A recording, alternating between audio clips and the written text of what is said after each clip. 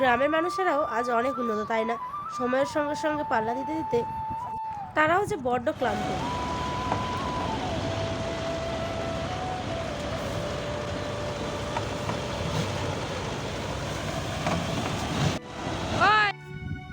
আজকের আয়োজনটি একটি অন্য রকমের, আশা করি ভালো লাগবে, আর ভালো লাগলে শেষ অবধি দেখার অনুরোধ রইল। হ্যালো এভরিওয়ান, আসসালামু আলাইকুম। কেমন আছেন সকলে? আশা করি ভালো আছেন, সুস্থ আছেন। আজকে চলে এসেছি হচ্ছে গিয়ে মাঠে, আর এত রৌদ্র, সেই কারণে মাথায় পুরো ঢাকা নিয়ে নিয়েছি।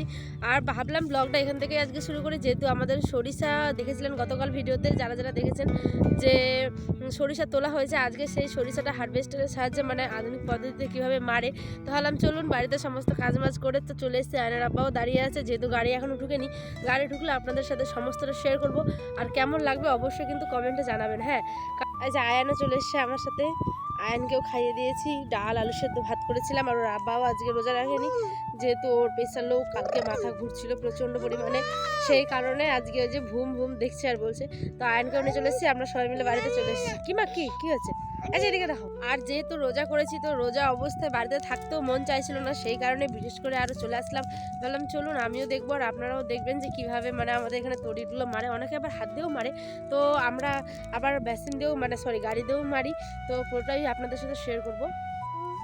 আয়নকেও নিয়ে চলে এসেছি, ওও খাওয়া দাওয়া করে চলে এসছে। এবার গিয়ে স্নান করিয়ে ঘুমিয়ে দেবো। কি বাবা, কি আছে আব্বা? মোবাইল চিনবাইনি করছে, আমি তো হামার গাড়ি কার নাই পারেননি উঠা। মুইও তো জীবন তুলি, ফের দাঁড়ান ধরি, দেখা যায় ফের।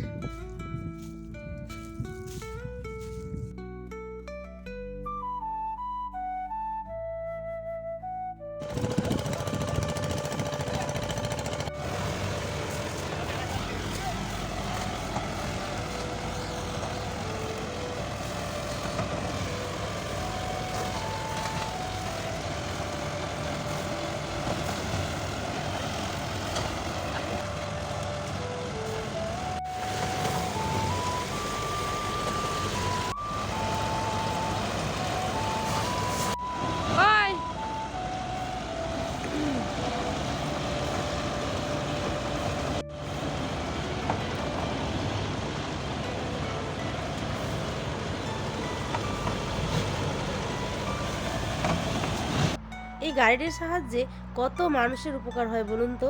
আর এত ধুলোর দেশ, মনে হচ্ছে যে ধুলোর দেশে পৌঁছে গেছে একেবারে।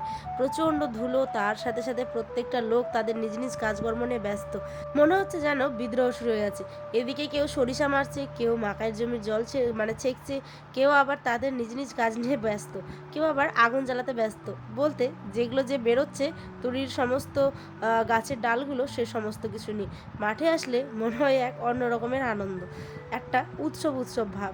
তাই রোজার মুখে বাড়িতে না থেকে আমিও উপভোগ করলাম। আর আপনাদেরকে কেমন লাগলো অবশ্যই কিন্তু কমেন্টে জানাবেন। জীবনের প্রত্যেকটা কাজই গুরুত্বপূর্ণ, তাই না? হোক না সেটা মাঠের কাজ কিংবা ঠান্ডা ঘরে বসে কাজ, প্রত্যেকটা কাজের মধ্যে কিন্তু কষ্ট থাকে। বিনা কষ্টে কোনো কাজই নেই। এই যে এদেরকে দেখছেন, কত কষ্টই না করছে, তাই না? আর আমি একদম একদিকে ছিটকে গিয়ে দাঁড়িয়েছিলাম, কারণ এত ধুলো, আর আমার এমনই সর্দি লেগেছে কয়েকদিন ধরে যে কি বলবো।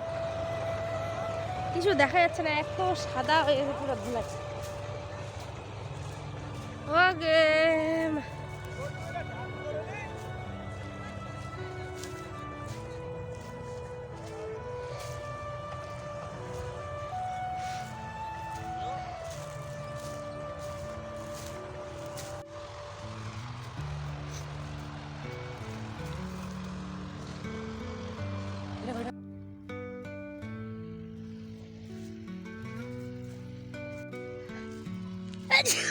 আগুন লাগাচ্ছ, দিলে কি ছকা?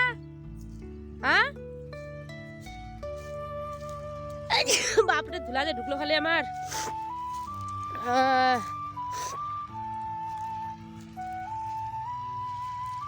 শুরু হয়ে যাবে এখনই দাবানল।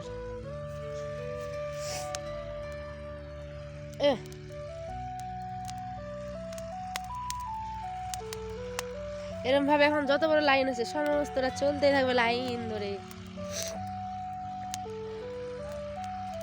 যাবে না তো 2-3 জায়গায় আরো দিয়ে দাও, অবস্থা খারাপ ধুলার মধ্যে। রোজা।